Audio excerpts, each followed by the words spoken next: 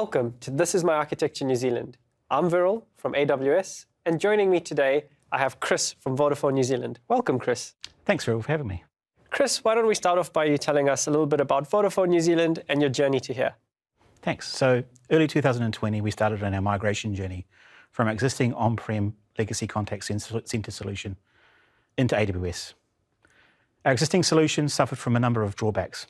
Number one, the complexity of the solution ended up meaning that we had to keep adding to it. It was very costly and expensive to change, and that then drove complexity back into the application. And in the end, by the time we decided to migrate, the solution itself consisted of over 81,000 different ways that a customer can interact with our services and products. That's a huge number. Additionally to that, we had no visibility of what customers were doing inside our IVR. So we couldn't change it. We couldn't be informed about how that change would actually affect our customers.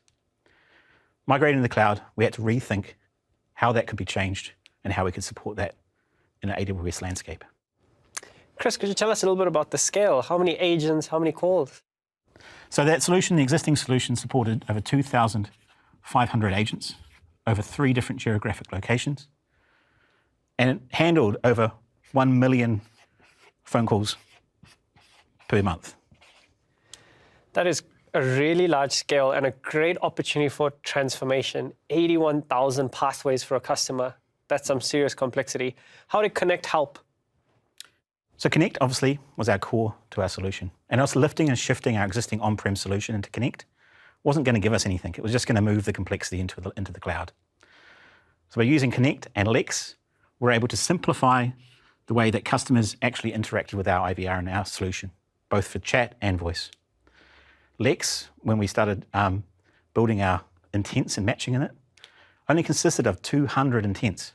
So you can imagine going from 81,000 different ways of navigating through our product to only 200 ways of both asking for and requesting service to either products, billing, sales, etc.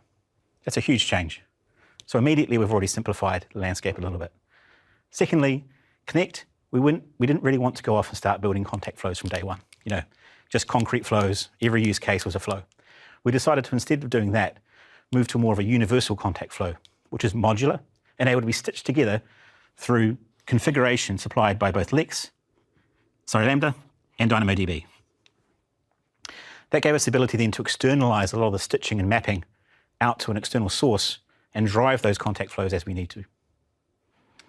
Awesome. So you've spoken about the transformation, simplicity, and you've also spoken to a little bit around automation. I see Terraform there, I see developers, I see dev tools, and Connect. Can you talk us through how that all comes together? Sure. So the existing old solution that we were going from, very hard to change, impossible to test, and when we changed it, we didn't know we were going to break anything.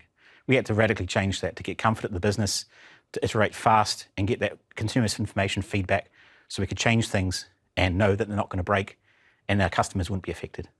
So to start with that, our developers interacted with our dev tools and used Terraform using infrastructure as code to automatically promote both Connect flows, Lex intents, Lambda, and DynamoDB, as well as other AWS services into our environment in a no-touch and automated tested pipeline. It's awesome to see how agility has been wrapped into the solution. So we've got simplification, we've got agility. Talk to us about the data. Sure. I mean, Connect itself pumps out a lot of data. And with Contact Lens, we're getting sentiment analysis, we're getting automatic transcription, as well as we're getting the CTR attributes, we're getting contact flow logs, and all this data together is being pumped out to our Snowflake data warehouse, where we also have a single view of customer. With this information, we're able to then service it up through dashboards, where agents, team leads, and developers are able to query the information and understand how customers are actually interacting with our products. And critically, the developers are able to be informed about how changes are made, how they roll through environments, and how that continuous information feedback loop is able to give us improvements.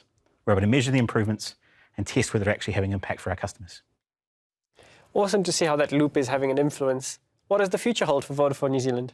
Sure. So I touched on at the start, the main channels we're dealing with was synchronous chat and synchronous phone. Adding to that in the future, we will be adding asynchronous chat through social accounts, through WhatsApp, through Apple Business Chat, through email and SMS.